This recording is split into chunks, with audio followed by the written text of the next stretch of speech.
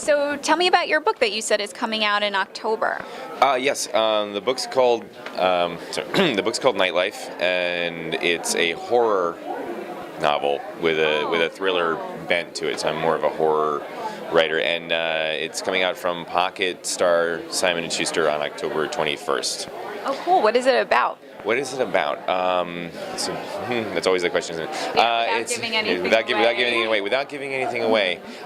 It's about a bartender who her roommate goes missing, and she goes to try to find a roommate and finds out that there's something underneath the nightclub that she probably shouldn't have gone looking for. So yeah. Oh, that sounds interesting. It's called Nightlife. So there's the play on words. Right.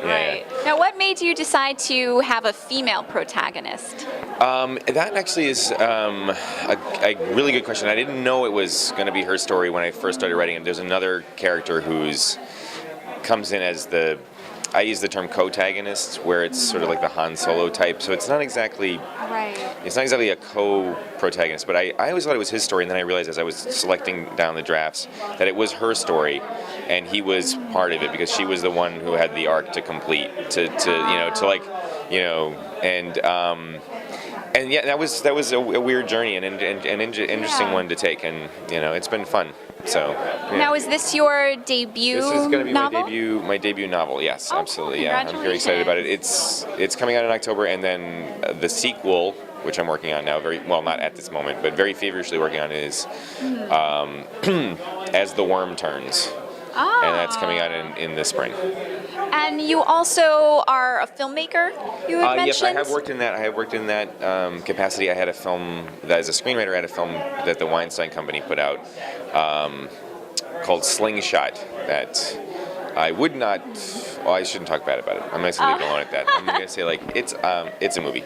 I'll leave it at that. And I do some stuff as well, where occasionally here and there, trying to help some friends of mine who have who've got books, trying to get them. And so I'm like, well, coming from this background, if you kind of do this, perhaps we can get certain things to happen. And, it's very interesting how close the publishing and the filmmaking industry are tied together, because so many authors end up not really expecting it, become producers of when their books get turned into films or gets optioned.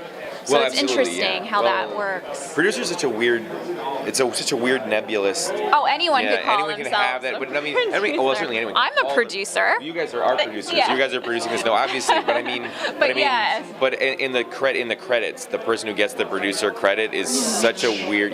Sometimes don't have to do anything except be the right person, but there's money, so I think that's where that's coming from. So I'm not sure exactly how close they are. I know that when they were making my movie, it's like, I was writers like, hey, thanks a lot, now go away. That was kind of, that's kind of, I think, how it goes sometimes. I've heard but that. I still love the movies, okay, so.